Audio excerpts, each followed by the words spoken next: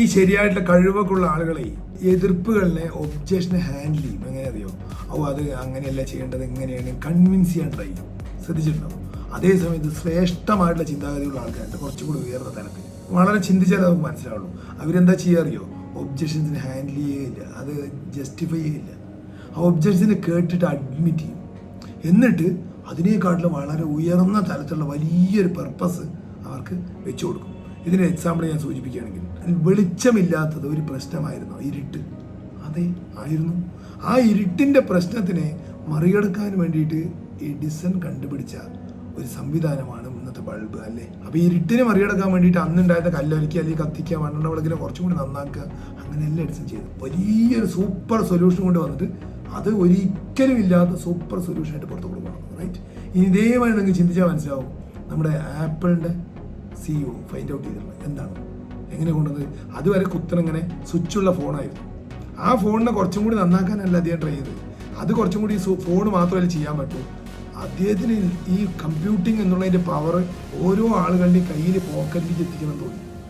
അപ്പോൾ ഈ ഫോൺ ഇങ്ങനെ കുത്തുന്നതിൽ ബാറ്ററി ഇപ്പം കമ്മിയാവണോ അല്ലെങ്കിൽ അതിൽ ചില കാര്യങ്ങൾ ചെയ്യാൻ പറ്റില്ല എന്ന് പറഞ്ഞ പ്രോബ്ലത്തിന് അത് ആഡ് ചെയ്തിട്ട് വരികയല്ല ചെയ്തത്. He had come up with a beautiful iPhone. അതായത് സ്ക്രീനെ ടച്ച് ചെയ്ത് വർക്ക് ചെയ്യാൻ പറ്റുന്ന, സ്ക്രീനിൽ TV കാണാൻ പറ്റുന്ന, സിനിമ കാണാൻ പറ്റുന്ന, എൻ്റർടൈൻമെൻറ്റ് കാണാൻ പറ്റുന്ന, മ്യൂസിക് കാണാൻ പറ്റുന്ന, കമ്പ്യൂട്ടറിനെക്കാളും സൂപ്പർ പവറായിട്ടുള്ള ചെറിയൊരു സാധനം സൃഷ്ടിച്ചെടുത്തു. അതാണ് ഇപ്പോഴത്തെ ആൻഡ്രോയിഡ് ഫോൺസ്. ഓക്കെ, അതിന്ന് ഉണ്ടായി വന്നിട്ട് ടെക്നോളജി ക്ലിയർ ആയോ? ചിന്തിച്ച് ഇതേപോലെ തന്നെ ഐസിക് നോട്ട് എന്താ ചെയ്തത്? ആപ്പിൾ മരത്തിന് ചോട്ടിൽ പോയപ്പോൾ ആപ്പിൾ ചോട്ടിക്കുക നമ്മളാണ് എന്താ ചെയ്യുക? അതിനടുത്തപ്പുറത്തേക്ക് മാറ്റിയിട്ട് അതൊരു പ്രോബ്ലമായിരുന്നു. റൈറ്റ്? ആ പ്രോബ്ലത്തിൽ നിന്ന് ഒരു സൊല്യൂഷൻ കണ്ടെത്തിയതാണ്, വലിയൊരു കണ്ടുപിടുത്തം കണ്ടെത്തിയതാണ് ഗ്രാവിറ്റി. ക്ലിയർ ആയോ? അതേപോലെ എൻ്റെ ജീവിതത്തിലുണ്ടായ എനിക്ക് ചെറിയൊരു അനുഭവം നിങ്ങൾക്ക് പങ്കുവയ്ക്കാനുള്ള വളരെ ചെറിയ നിസ്സാരമായിട്ടൊരു കാര്യമാണ്. അതായത് നമ്മുടെ ഒരു കാര്യത്തിന് ഞങ്ങൾ സാലറീഡാണ് നമ്മൾ പേ ചെയ്തിട്ടുണ്ടായിരുന്നത്. അപ്പോൾ സാലറി ഈ സ്ലേവറി എന്നുള്ളതാണ് എൻ്റെ ഒരു ഒരു കൺക്ലൂഷൻ, ഒരു ധാരണ. എന്താ കാരണം എന്ന് പറഞ്ഞാൽ, കൊടുക്കുന്ന ആൾക്കും അത് ലിമിറ്റഡ് ആണ്, വാങ്ങിക്കുന്ന ആൾക്കും അത് ലിമിറ്റഡ് ആണ്. സമയം തിരിയുമ്പോഴാണ് പൈസ കൊടുക്കുന്നത്, അല്ലാണ്ട് പെർഫോമൻസിനല്ല. അപ്പോൾ കൊടുക്കുന്ന ആൾക്ക് കൊടുത്തു വേഗം പണിയെടുക്കും, വേഗം പണി മേടിക്കാൻ വേണ്ടി അവിടെ പോലീസിങ് വരും.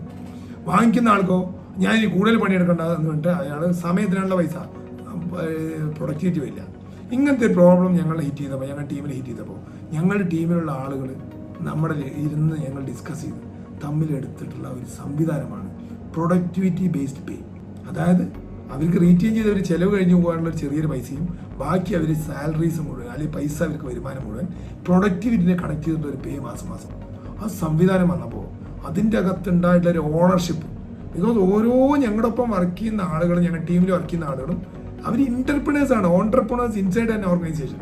അവരുടെ ആ ഒരു കൂട്ടായ്മയും ഓരോ ആളുകളുടെ ആ ഓണർഷിപ്പും ആ സ്നേഹവും ആ ഓർഗനൈസേഷൻ്റെ വിഷനിലേക്ക് എത്താനുള്ള ഒരു ആ അലൈൻമെന്റ് ഉണ്ടല്ലോ, അത് നമ്മൾ എൻജോയ് ചെയ്ത് ശീലിച്ചാലാണ് അറിയുള്ളൂ. അപ്പോൾ അതാണ് എനിക്ക് നമ്മുടെ റിസർച്ചിൽ കൂടി ഞങ്ങൾ കണ്ടെത്തിയിട്ടുള്ളത്. നമ്മളൊരു ഒബ്ജക്ഷൻ വന്നത്, അപ്പോൾ ശമ്പളം കൂട്ടണം വേണ്ട ആളുകൾക്ക് ശമ്പളം കൂട്ടി കൊടുത്താണെങ്കിൽ ആ പ്രോബ്ലത്തിന് എന്താവും? ശമ്പളം കൂട്ടുമ്പോൾ നമുക്ക് അതിൻ്റെ മാനേജ്മെൻറ്റിലിരിക്കുന്ന ആൾക്കാർക്ക് ഒരു ബുദ്ധിമുട്ട്, ഒരു തടസ്സം പോലെ വാങ്ങിക്കുന്ന ആളുകൾക്ക് ഒരു ലിമിറ്റേഷൻ. അതിന് സൂപ്പർസീഡ് ചെയ്യാൻ നമ്മൾ എന്ത് ചെയ്തു? ഓട്ടോമാറ്റിക്കായിട്ട് ഒരു പെർസെൻറ്റേജ് വെച്ചിട്ട് കണക്ട് ചെയ്ത് പ്രൊഡക്ടിവിറ്റി ലിങ്ക്ഡ് ആക്കി പേ. അപ്പോൾ എത്രമാത്രം ഉണ്ടാകുന്ന പ്രൊഡക്ടിവിറ്റി, എത്രമാത്രം ആളുകൾ ക്ലയൻസുമായിട്ട് പ്രൊഡക്റ്റീവായിട്ടുള്ള ആളുകൾ ഹാപ്പി ആവണോ അതേപോലെ പേ അവർക്ക് വരും. ഇതുപോലെ ആക്കണമെങ്കിൽ കുറച്ച് പണിയുണ്ടാവും, തീർച്ചയായിട്ടും കുറച്ച് പണിയുണ്ട്. ബിക്കോസ് നമുക്ക് ആ സിസ്റ്റത്തിനെ എല്ലാം പഠിച്ച് ഓരോ ഭാഗത്തുനിന്ന് പ്രൊഡക്ടിവിറ്റിനെ കൗണ്ട് ചെയ്യാനുള്ള സിസ്റ്റം അവിടെ ഉണ്ടാക്കിയെടുത്ത് ആ സിസ്റ്റത്തിൽ കൗണ്ട് ചെയ്യുന്ന ആ മെഷർമെൻറ്റിനനുസരിച്ച് പേ പോകണ സിസ്റ്റം ആക്കിയെടുക്കണം. അപ്പോൾ നമ്മൾ കുറച്ചും കൂടി ഓവർ റോൾ ചെയ്ത് കുറച്ചും കൂടി അപ്പർ ഹാൻഡിൽ കുറച്ചും കൂടി വലിയ പർപ്പസിന് വേണ്ടി വർക്ക് ചെയ്തപ്പോൾ അത് വലിയ റിസൾട്ട് ഉണ്ടാക്കിയെടുത്തു. മനസ്സിലായത് അങ്ങനെ? അപ്പോൾ യെസ്, നമ്മൾ ഒബ്ജക്ഷന് ന്യായം പറഞ്ഞു പോകണം, ശരിയായിരിക്കാം. പക്ഷേ ശ്രേഷ്ഠമായിട്ട് നമ്മൾ ചിന്തിക്കുകയാണെങ്കിൽ തീർച്ചയായിട്ടും ആ ഒബ്ജക്ഷനെ ടോട്ടൽ ഓവർ റോൾ ചെയ്യണ വലിയ പർപ്പസും കൊണ്ട് വരികയായിരിക്കും നല്ലത്. ഇത് ഞാനിപ്പോൾ ഈ പറഞ്ഞ കുറേ കാര്യങ്ങൾ, കുറേ കണക്റ്റഡ് സ്റ്റോറീസ് നിങ്ങളുടെ ഓരോരുത്തരുടെയും ജീവിതത്തിലും ഓരോരുത്തരുടെയും കുടുംബത്തിലും എവിടെ വരുന്ന പ്രശ്നങ്ങളിലെയും ഈ വലിയ ശ്രേഷ്ഠമായിട്ടുള്ള കാര്യങ്ങൾ വെച്ച് നമ്മൾ ഓവർകം ചെയ്യാൻ വേണ്ടി നമ്മൾ വെച്ച് കഴിഞ്ഞാൽ നമ്മൾക്ക് ആ ഏരിയയിൽ ആ നിൽക്കുന്ന ആളുകളുടെ ഇടയിലും എല്ലാവരുടെയും അതിൻ്റെ വാല്യൂവും അക്സെപ്റ്റൻസും ഒക്കെ വളരെ ഹൈ ആയിരിക്കുമെന്നാണ് പറയാൻ ആഗ്രഹിക്കുന്നത്. Thank you so much. സുമാർ 10% സേവ് ചെയ്തുകൊണ്ട് നിങ്ങളുടെ ഡ്രീം ഹോം ബിൽഡ് ചെയ്തെടുക്കാൻ പറ്റും പറഞ്ഞാലേ അതങ്ങോട്ട് വിശ്വാസം വരുന്നില്ല അല്ലേ? അത് വളരെ സിമ്പിൾ ആയിട്ടുള്ള ലോജിക്കാണ്. ആമസോണിലും ഫ്ലിപ്കാർട്ടിലും alibaba.com ഒക്കെ ഉള്ള പോലെ നമ്മുടെ ഡിജിറ്റൽ പ്ലാറ്റ്ഫോമിൽ വലിയ കളക്റ്റീവ് വോള്യം ഉള്ളതിനാൽ കൺസൾട്ടൻസും വർക്ക് കോൺട്രാക്ടേഴ്സും സപ്ലൈസും ഒക്കെ 5% മുതൽ 50% വരെയും അതിൽ കൂടുതലും ഒക്കെ ഡിസ്കൗണ്ട് ഓഫർ ചെയ്യുന്നുണ്ട്. ആ ഡിസ്കൗണ്ട് നേരിട്ട് നമ്മുടെ ഡിജിറ്റൽ പ്ലാറ്റ്ഫോമിലൂടെ നിങ്ങൾക്ക് തരികയും ടോട്ടൽ പ്രോജക്റ്റ് ഹൗസിംഗ് ലോൺ മുതൽ ഫിനിഷിംഗ് വരെ ഫുള്ളി ട്രാൻസ്പെറൻ്റ് ആയും സൂപ്പർ എഫിഷ്യൻ്റ് ആയും ഞങ്ങളുടെ ടീം മാനേജ് ചെയ്യുമ്പോൾ നിങ്ങളുടെ സ്വപ്ന വീട് ക്വാളിറ്റിയോട് കൂടിയിട്ട് 10% സേവ് ചെയ്തുകൊണ്ട് ഐതർ നിങ്ങളുടെ സ്വന്തം പ്ലോട്ടിലോ അല്ലെങ്കിൽ സിറ്റി ബിൽഡേഴ്സ് ആപ്പിൻ്റെ അകത്ത് കൂടെ പ്ലോട്ടുകൾ വാങ്ങിയിട്ടോ അവിടെ നിർമ്മിക്കാം. That's all. ഒരു സമയത്തോടെ എനിക്കൊന്ന് ഹീറ്റായിട്ട് സംസാരിക്കേണ്ടതായിട്ടൊന്നും വന്നിട്ടേ ഇല്ല.